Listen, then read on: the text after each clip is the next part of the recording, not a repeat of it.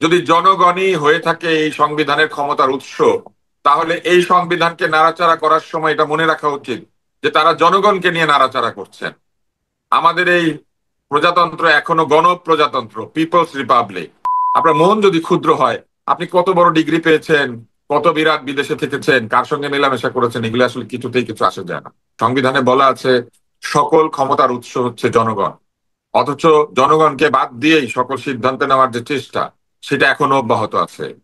এখনো এমন একটি প্রক্রিয়া চালু রয়েছে যেখানে কিছু মানুষ মনে করেন যে জনগণ মূর্খ, জনগণ ভোট বিক্রি করে, জনগণ কিছু বুঝে না, জনগণ কিছু জানে না, জনগণ কিছু পারে না। এইটা তারা বলেন এবং বলে তারা জনগণের জন্য তাদের নিজেদের সিদ্ধান্ত চাপিয়ে দেওয়ার চেষ্টা করেন। যদি জনগণই হয়ে থাকে এই সংবিধানের ক্ষমতার উৎস, তাহলে এই সংবিধানকে নাড়াচাড়া করার সময় এটা মনে রাখা উচিত যে তারা জনগণকে নিয়ে নাড়াচাড়া করছেন। আমাদের এই প্রজাতন্ত্র এখনো গণপ্রজাতন্ত্র, পিপলস রিপাবলিক।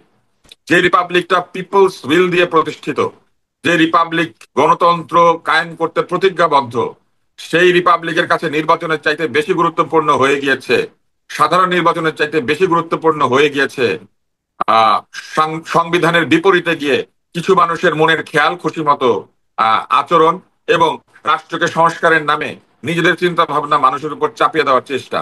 গণমাধ্যমে দ্বিমত পোষণ করলে সেটা অন্যায়। আর অনৈক্য আছে এই কথা স্বীকার করে নিয়ে ঐকমত্যের নামে সনদ তৈরি করে সেইখানে আরো বড় অনৈক্য নিয়ে এই যে রাস্তায় রাস্তায় আন্দোলন, একে অন্যকে আক্রমণ করা, এই জিনিস যদি ঠিক হয়ে থাকে, তাহলে আমরা আমাদের স্বাধীন মতামত দিতে গিয়ে যদি কোথাও দ্বিমত পোষণ করি, এইটাকে তারা কেন নেতিবাচক ভাবে দেখেন? আমাদের কাজকর্মকে কেন তারা উদ্দেশ্যমূলক বলেন? আমাদের তো কোনো উদ্দেশ্য নাই, আমরা জানি যে আমরা কোনো রাজনীতি করি না।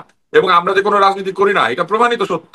যিনি বারবার বলছেন যে জনগণকে সাথে নিয়ে তিনি চলছেন, জনগণের অভিপ্রায়ে তিনি এসেছেন, আপনি একটা জিনিস বলেন তো, আহ সাধারণ জনগণের সঙ্গে তার কতটুকু যোগাযোগ হয়েছে গত 14-15 মাসে?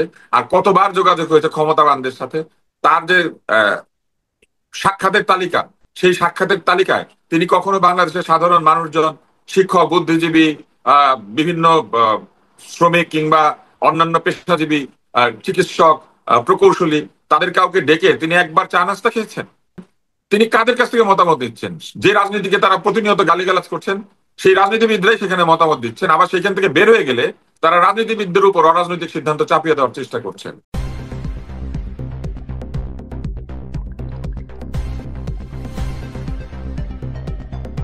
News Vision, Digital Multimedia.